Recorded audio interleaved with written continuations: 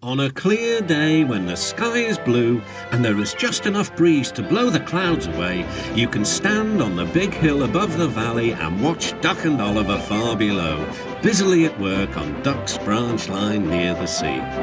The two engines are very proud of their matching coats of gleaming colour. Oliver often talks about the time that Douglas saved him from scrap. "If it wasn't for his help," Oliver will say, "I might have been caught when I ran away from the scrapyard, and I would never have come to live here on the Fat Controller's railway." The other engines all wanted to know about Oliver's adventures. "Amazing," remarked Henry. "Oliver," said James, "has resource." "And sagacity," put in Gordon. "What does that mean?" whispered Percy. "I think," replied Thomas, "it's about being clever and wise." "He is," finished Gordon, "an example to us all." I'm sorry to say that Oliver became very puffed up in the smoke box. "Henry says I'm amazing, he's right," he whistled as he swooshed along the line. One day, the Fat Controller came to see him. "You are doing well. Now, you must learn how to look after trucks." Every wise engine knows that you cannot trust trucks. The other engines warned Oliver, but he took no notice. "You think I can't manage?" he said huffily. "Gordon knows better. He says I'm sagacious." "You may be good gracious, or whatever you call it, but trucks can be troublesome and—" "Say no more, Duck," interrupted Donald. "It's maybe a pity, but the wee engine'll have to learn for himself." Oliver pulled some loaded trucks to a siding and pushed the empties to the chute.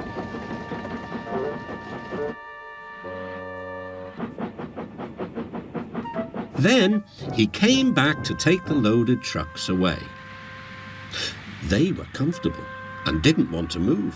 "What right has he to poke his funnel in here?" they grumbled. "We want Duck, or Donald, or Douglas." "Look sharp," puffed Oliver.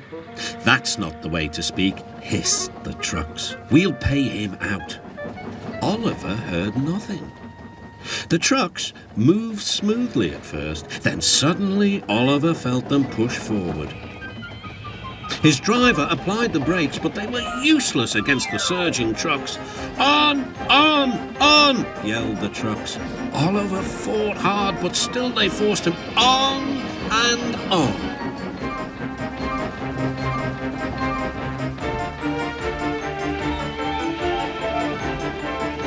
At last the trucks grew tired. "I'm winning," gasped Oliver. But it was too late. Oliver lay, bruised and bemused, bunkered down in the turntable well. Duck surveyed the damage. "Hello, Oliver. Are you being a good gracious engine? Beg pardon, of course, but we really don't like this sort of surprise. Donald and Douglas will miss their turntable until it is mended." That evening, Oliver was hauled gently to safety. "I'm sorry, sir," he said to the Fat Controller. "I should have listened to Duck's advice. I don't feel good gracious, whatever it is. I just feel silly." "Well, Oliver," replied the Fat Controller, "now you know the damage trucks can do." "Yes, I do, sir," groaned Oliver. "I look like a load of scrap iron." "Ho, ho. Oh, I don't think so," laughed the Fat Controller. "But you do need to go to the works to be mended." The other engines now felt sorry for Oliver.